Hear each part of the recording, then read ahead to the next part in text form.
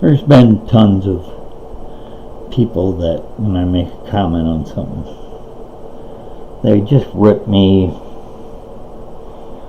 I'm always a racist, I'm always this or that. I've never done what I say I've done. It really bugs me after a while. So I was just going to do a short video and show you some of the things I've done in life. Here, let's look over here. You see those satellite launches? I insured those. Those pictures over there, that's about a Hawaii and a bunch of things. Then there's a Trump invitation to his inauguration. So, those are just some basic things in my office. I have a lot of my kids' trophies from football. This is what bothers me the most. This is a teacher's ID card. And if you can look at it, it certainly says East St. Louis, 14th and State. Do you see that? Tomorrow's Youth Builders. That's a charter school. 725 African Americans, 1 resource officer. First 2 months I was the old fat cracker teaching math. So don't. You know what? I did that for 4 years before I had my 3rd heart attack, my worst one. So when people talk to me about bullshit all the time, I've walked it and I've talked it. So don't tell me you know dick about anything. The elite in this country that think they're elite, they don't have a clue. They know how to strong arm. They know every mafia tactic there is. Mainly because their president taught them the Chicago way. Like if you ever have seen The Untouchables, Sean Connery, that's one of his best lines ever. When they bring a knife, you bring a gun. When they bring, that's the Chicago way. Pretty unbelievable, huh?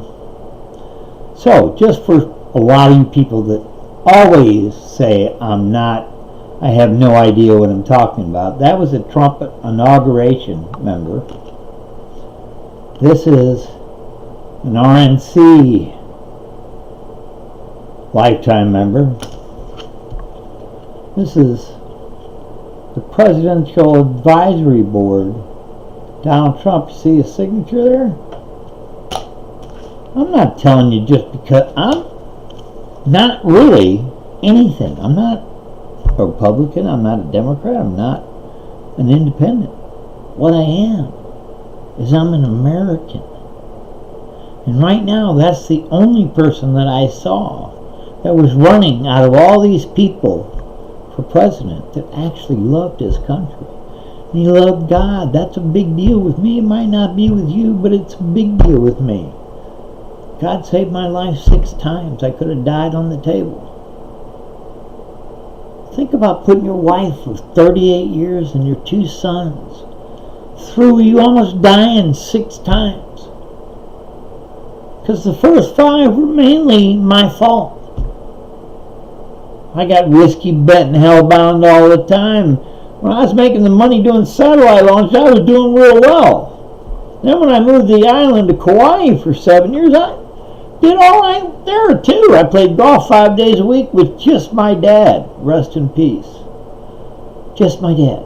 Nobody else. Every day, every week. It's the best time of my life. I could just tell. My dad and I could just talk.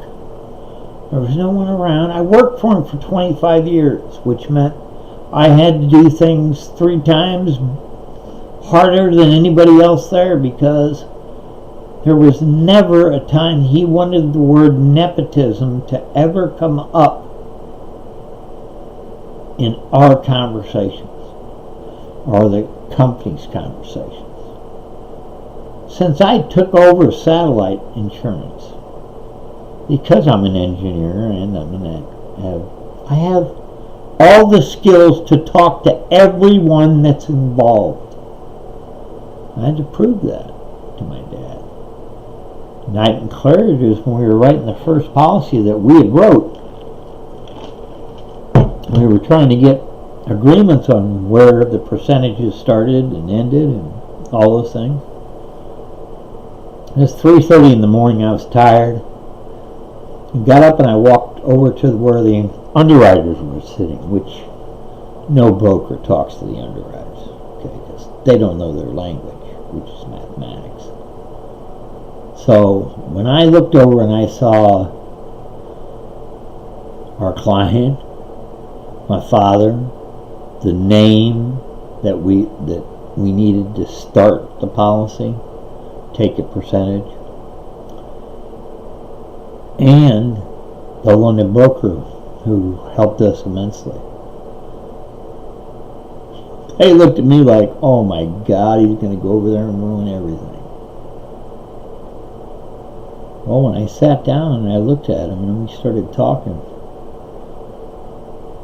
and I said, you know, this is what's kind of pissed me off tonight.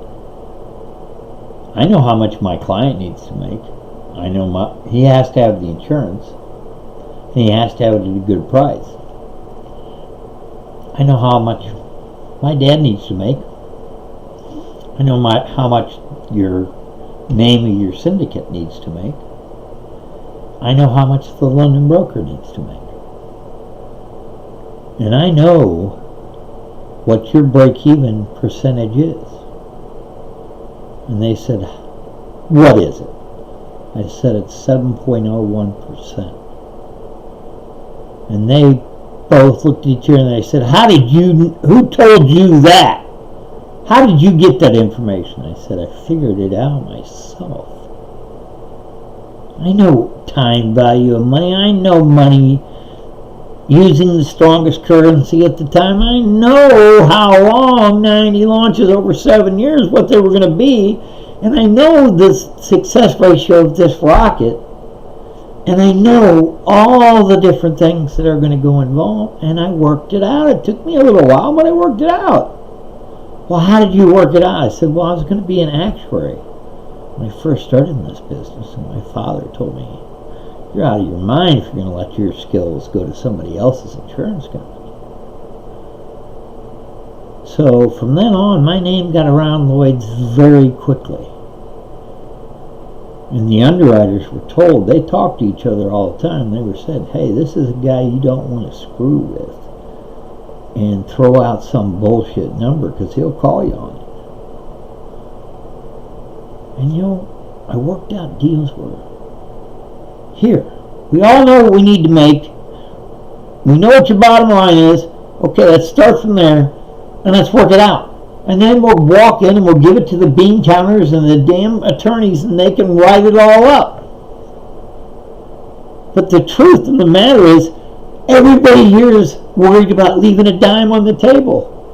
We're talking about a $9 billion deal. It's the largest deal in Lloyd's history. And I said, you guys are worried about a 0.5% or something? Geez, I think getting it done and getting it started, that's a lot more important. I made one other, that actually worked out well. I made one other comment I can remember that I got a big kick from under the table from my father. We were in the plant that makes M1A1 tanks at the time. Now they make M1A2s. Abrams tanks. And it was said at a table, we were all in a boardroom talking. It was said that in 5,000 miles, this tank needs a complete engine overhaul, and that's like $5 million. It's a lot of money. And they were arguing so hard about it.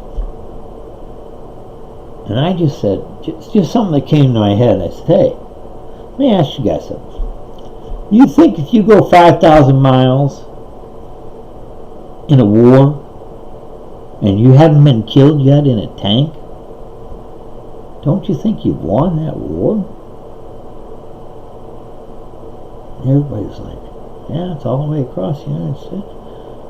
My dad's kicking me because it's like, these guys might take this, They knew, though. I met somebody from every division. They knew I wasn't somebody that bullshitted them. I told them the way it was. I've always figured out that the truth is so much easier just to tell them, because you know what? Then I don't got to worry about something they find out later. Because I told them the truth right off the bat. Now, you know what? My father might not have been that precise, because when you work with the Democratic Party, who controls defense contractors, they tell you what to do, and if you don't do it, they get rid of you. So we had to pay the secretary of the DNC and a money broker in St. Louis who set up moving a senior VP from McDonnell Douglas to General Dynamics, which you're not supposed to do. And insurance was involved, so that's how my dad got involved. But for 25 years, he had to pay each one of those consultants, who I never met, $250,000 a year for 25 years, and they didn't do a damn thing. But that's the way business works. And then I find out, as I'm doing a little research, my dad's parent company, Willis Caroon, well, it became the Willis Group. They came after my father for ethics violations along with the defense contractor. And they hammered him for 2 years, and they never found a damn thing.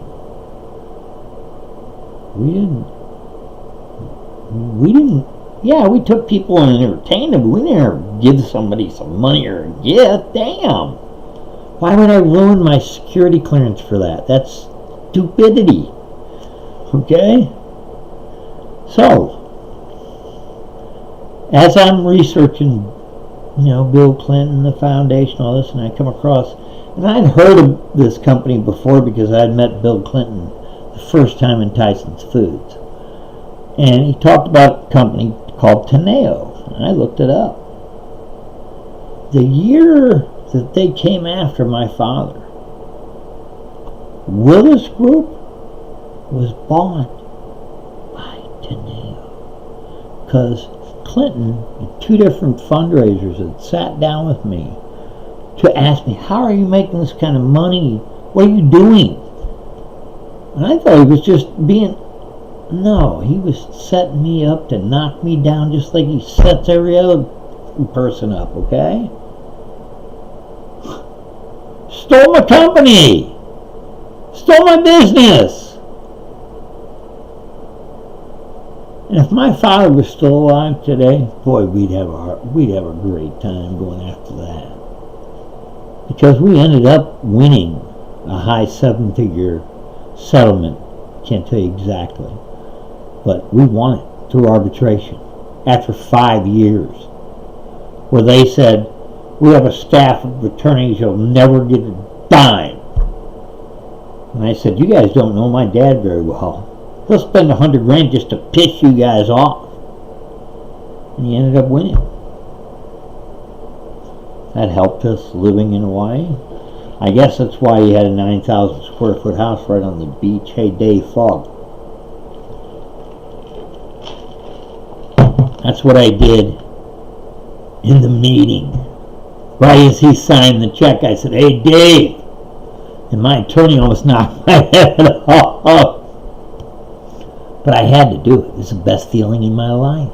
I was like, dude, you thought you guys were so powerful. But we had long-term contracts that had to be paid. So we arbitrated. Okay? Now, we didn't get as much as we wanted to, but we got way more than they wanted to pay. So quit thinking of all this bullshit that you guys think that what I say is a bunch of bullshit. No. I started that kind of job, earned enough money, moved to Hawaii, bought a small lumberyard, and then there was a Category 5 hurricane that destroyed the island, which made my business, actually my dad and I, made it very popular. So all I'm telling you is, I love the talking heads that say complete and utter shit. Okay? And if you think you're going to be pulled along with the Democrats as they steal our country, if they get in power, you guys are fucking idiots. Because there's rich, poor, or poorer now. That's it. There is no middle class anymore. We all have been squeezed to death.